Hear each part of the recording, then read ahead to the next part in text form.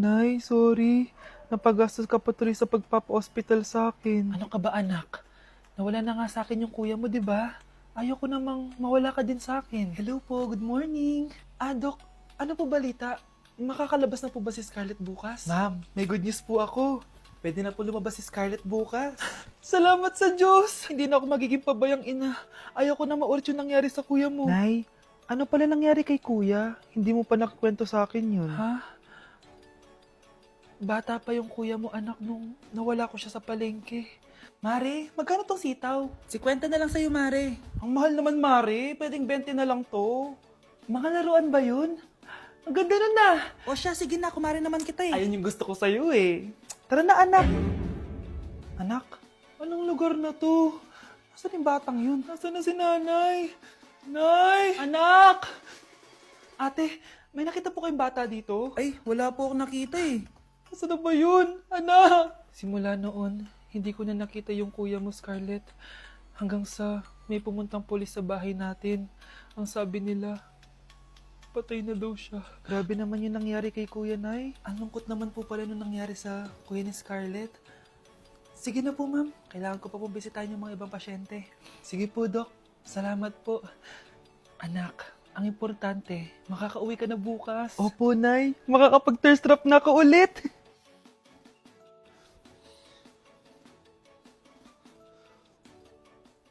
Anak, tara na, uwi na tayo. Nay, may pinapabigay pala si Doc sa'yo. Oh, ano naman kaya to?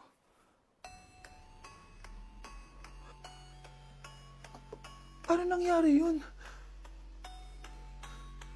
Nandito na ako, mahal! Mahal, ikaw ba yan? Akala ko ba bukas ka pa uuwi? Siyempre, gusto kita i-surprise, mahal. Ito naman, puro ka surprise. Wait. Si tatay ba yun? Tara ate, silipin natin. Ang dami na nagbago sa bahay natin, mahal. Si tatay nga! Yay! Nandito na si tatay! Mga anak, namiss ko kayo! Namiss ka din namin, tay. Huwag ka nang babalik sa abroad, ah. Hindi ko na kayo iiwan, mga anak. Yes! Di na babalik si tatay sa abroad! Oh, ito. May regalo pala ako sa'yo, Scarlett. Wow! Ano kaya laman neto? Eto naman, gumastos ka pa. Hayaan mo na, mahal. Ngayon lang ako nakabawi sa mga anak ko. Meron din ba ako regalo, tay? Siyempre naman. Ikaw pa ba makakalimutan ko, Brianna? Oh, ito. Yay! May regalo din ako! Oh, matulog na kayo, Kami naman ng tatay mo yung magbabanding. Sige po, Nay. Matutulog na kami. Bubuksan ko na to. Tara na, mahal. May pasalubong din ako sa'yo sa kwarto. Tara na, mahal. A few moments later. Anong oras na? Bakit tumatawag si tatay? Hello, tay. Scarlett, umalis na kayo sa bahay na yan. Isama mo kapatid mo pati nanay mo. Bakit po? Nasaan kayo? Yung lalaking umuwi dyan kagabi, hindi ako yun anak. Umalis na kayo dyan ngayon na. Nay! Nay, bakit po? Mga sinungaling kayo? Paano niyo nagawa sa akin to, ha? Nay, anong sinasabi mo? Hindi namin maintindihan. Ikaw, Scarlett, sabi mo doktor ka, di ba? Bakit katulong ang trabaho mo sa New York, ha? Nay. Ikaw, Brianna, teacher ka, di ba? Bakit nakita ka nilang nasa bar at sumasayaw-sayaw ka pa? Ikaw, Michael, akala ko may engineer na ako. Ngayon pala, nangi-scam ka lang ng tao! Bakit niyo tinago sa akin to, ha? Nay, hindi kasi ako nakapasa bilang nurse sa New York. Sabi nila, mas magaling kasi talaga si Brianna compare sa akin. Kaya rumakit muna ako bilang katulong para makapag-aral ulit. Oo, Nay! Sumasayaw ako sa bar. Pero di ko binibenta ang katawan ko. Kinilangan ko lang yung pera para makagraduate na ako bilang teacher. Ayoko na kasi manghingi sa'yo eh. Ang baba kasi ng sweldo ng engineer, Nay. Kaya humanap ako ng paraan para kumita ng pera. Alam ko mali ang pagiging scammer pero yun ang bumuhay sa akin, Nay. Mga anak! Sana sinabi niyo sa akin. Pamilya tayo dito, diba? Magtutulungan tayo. Bakit tinago niyo sa akin? Natakot kasi kami, Nay, na baka ma-disappoint ka namin. Alam kasi namin yung paghihirap mo. Mapag-aral lang kami. Anak ko kayo. Gagawin ko lahat para sa inyo. Sa tingin niyo ba hindi ko kayo tatanggapin, ha? Kaya itigil niyo yung mga ginagawa niyo. Lalo ka na, Miguel! Opo, Nay. Sama-sama tayong bumangon. Nay, sorry. Wow, ang sweet naman. Isa ka pa. Gusto mo talaga masira itong pamilya namin, no? Lumayas ka dito, pamilyang peke! Ano? Palibhasa, di ka mahal ng pamilya mo. Mga ate, kuya, proud pa rin kami sa inyo. Mga anak, simula ngayon, sama-sama na tayo, ha? walang iwanan at walang magtatago. Ha? Promise? Promise, Nay. Hindi na kami magtatago.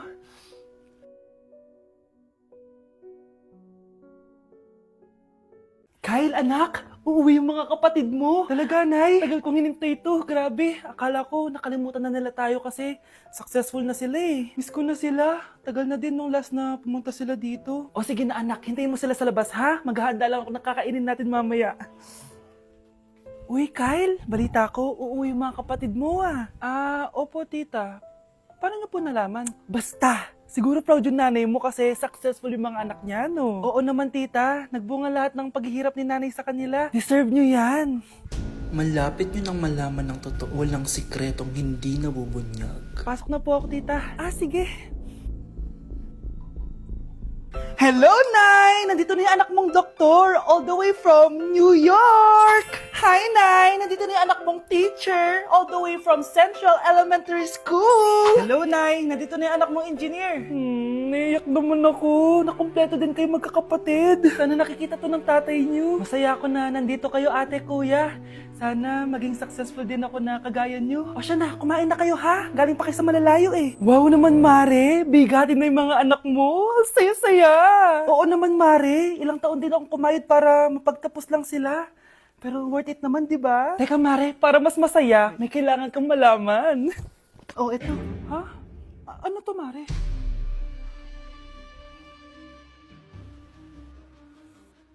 Nay, bakit po? Mga sinungaling kayo? Paano niyo nagawa sa akin to, ha?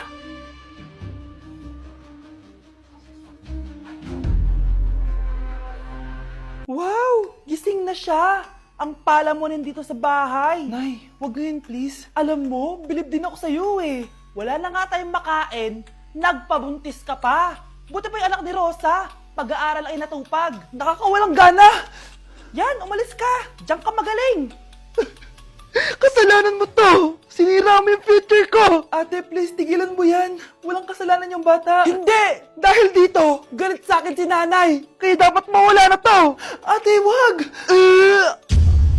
Ate! Anak, kain ka na. Nay? Sorry anak ha sa mga sinabi ko. Hayaan mo, babawi ako sa'yo ha. Thank you, Nay. Nay, sumasakit yan ko. Nay! Oo, yung pinag-usapan natin ha. Hihintayin ko lang mga anak tong babaeng to. Pag nabigay ko na yung bata, ibigay mo na agad yung pera sa akin ha. Palak ibenta ni nanay yung anak ko. O anak, okay ka lang? Walang hiya ka, Nay! Ang sama mo! Akala ko, totoo nagbago ka na. Pera pa rin pala yung nasa utak mo. Abay, bakit? Wala ka nang pakinabang dito. At least yung anak mo, mapapakinabangan ko. Wala ka namang papakain dyan eh. Napakasama mo!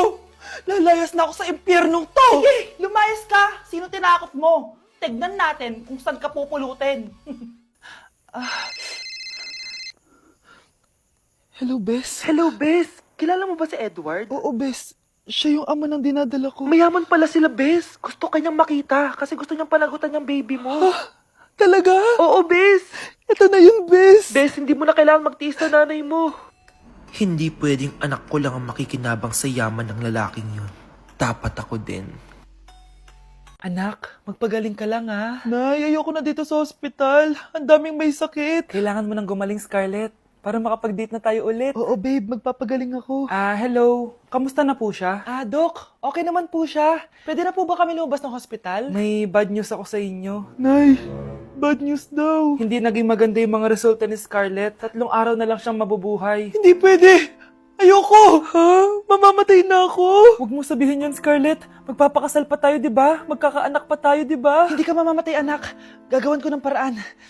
Hindi pwede mamatay anak ko.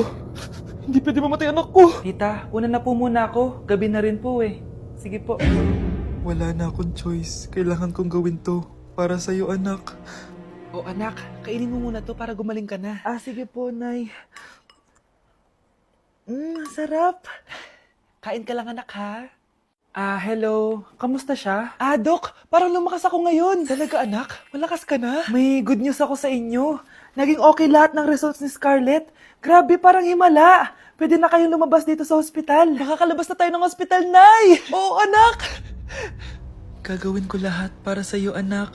Sa wakas, nakauwi na din tayo, Nay. Namiss ko tong bahay natin. At dahil dyan, pagluluto kita na paborito mong ulam, anak, para di ka na magkasakit. Grabe, ang sarap naman neto, Nay. Parang kakaiba yung karne neto, pero ang sarap. Kain ka lang, ha?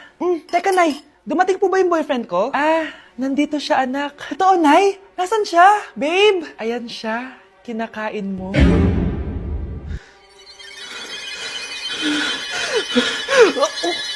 Baby, away tayo. O ano, anak? Puro bebe time na lang? Di ba may exam ka pa bukas? Opo, Nay. Try mo kaya mag-review para di ka puro bagsak. Diyos ko. Sige, Nay. Challenge accepted. Makaka-perfect ako sa exam bukas. Sino nagsabing hindi ko kaya mag-review? Baka Scarlett to. Ba't tumatawag na to?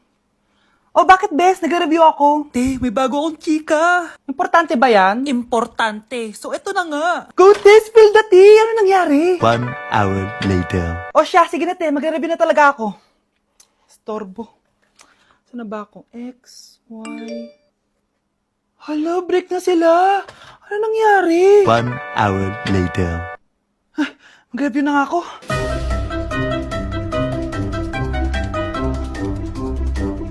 Good morning, anak! Anak, bakit ganyan itsura mo? Hanay, nag-review ako buong gabi. Akala ko puro numbers lang yung math. Bakit may X and Y? Di bale, anak, gamitin mo tong Radiance Glow Pure Blossom Elixirs ng YOU. Meron tong toner essence at illuminating serum. Ano naman yun, Nay? Ano to? Nakaka-bright, repair, at protekto ng skin. At di lang yun, anak. Nakaka-reduce to ng oiliness at ng skin texture. Suitable to for all skin types, kaya gamitin mo to para fresh ka bago ka mag-exam. Ay, ang fresh nga. Glass skin, no? Super lightweight at super dali lang pala i-apply nito, Nay. Go na, anak. Islay mo na yung exam mo. Good morning, class. Ready na ba kayo mag-exam? Sure nang makaka-perfect ako kasi nag-review ako. First question. Kung 5 ang kinain na pizza ni Maria at 2 ang sapatos ni Cardo, gaano kalayo ang Earth sa black hole?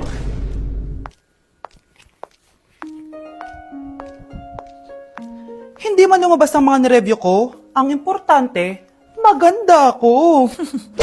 Ang isang 50% po ay mapupunta sa isa niyang anak. Ano? Baka yan yung isa naming anak na nawala? Oo, sa amin na lang yan.